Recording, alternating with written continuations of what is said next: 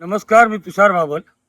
आज आपल्यासाठी बीचच्या जवळ असणारा माझ्या या बाजूला बघा हा समुद्र दिसतोय, ही देवगडची पवन चक्की दिसते आणि डांबरी रोड टच रोड बघा. हे सगळं दाखवण्याचं कारण असं की हा जो मी प्लॉट आणलेला आहे, ज्या प्लॉटवर मी उभा आहे, हा प्लॉट समुद्रापासून 600 ते 700 मीटरवर आहे. म्हणजे आपण ज्यावेळी इथं घर बांधता तर आता मी जमिनीवर उभा आहे आणि हा समुद्र आणि सगळं दिसत आहे. आपण कल्पना करा की खाली तुम्ही पार्किंग टाकली किंवा इथं राहिलात आणि पहिल्या माळ्यावर जर तुम्ही बसलात तर संपूर्ण समुद्र अजून 180 डिग्रीपर्यंत दिसेल. मी आता ज्या भागात उभा आहे त्या भागाचं नाव मिठमुंबरी असं आहे आणि मिठमुंबरी गावाच्या वरती असणारा हा प्लॉट आहे.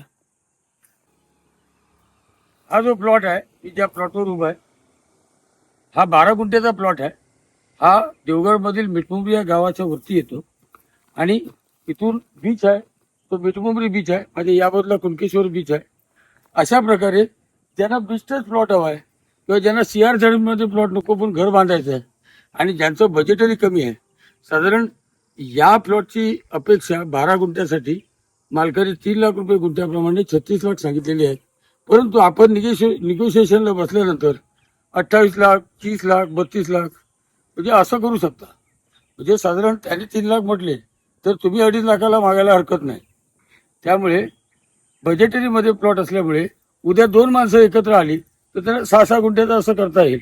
म्हणजे थोडक्यात 15 लाखात प्लॉट मिळाला, 10 लाखात घर झालं. 15 लाखात प्लॉट मिळाला, 10 लाखात घर झालं.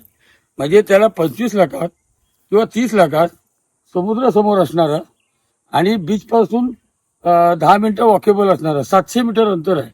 म्हणजे एक्झॅक्ट जर अंतर सांगायचं झालं तर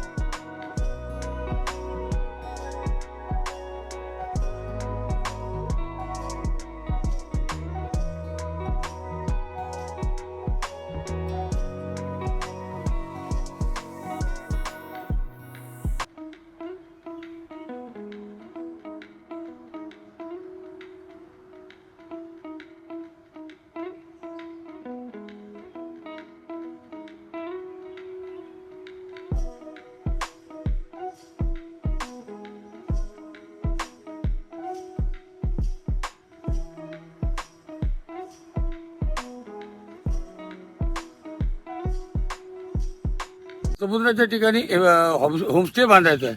कारण होमस्टे असं हवं, त्या होमस्टेवरून घरातून समुद्र दिसला पाहिजे आणि त्यांना वाळूवर जाता आलं पाहिजे. ज्यांना होमस्टे किंवा ज्यांना स्वतःचा बंगला बांधायचा आहे अशा लोकांसाठी हा प्लॉट उत्तम आहे.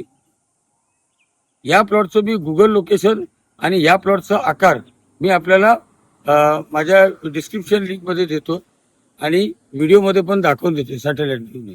धन्यवाद.